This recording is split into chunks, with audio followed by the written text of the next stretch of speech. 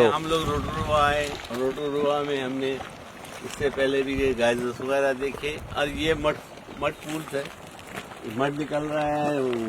Live आप समझे नीचे वॉल्केनो होगा, उसका जो मड है ऊपर आ रहा है और ज़बरदस्त जगह है। ग्रीनरी अपनी जगह है और सल्फर की खुशबू अपनी जगह है और ये मड पूल है। आपको दिखे जाओगा, देखिए पीछे ग्रीनरी भी देखिए, खूबसूरत जगह, चिड़ियाँ ऐसे आ रही है, हरी चारा आ रही है, मस्त है। इससे पहले हम जो यहाँ बैठे थे वो रिवर था, ये सी था, गर्म पानी था, उसमें नहा के यहाँ।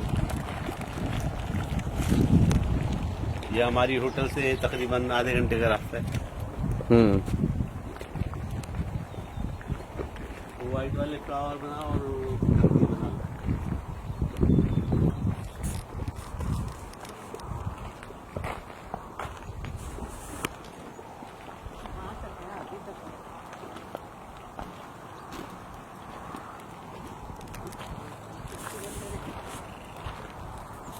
वहाँ तक जा सकते हैं यार। हाँ, अंदर चला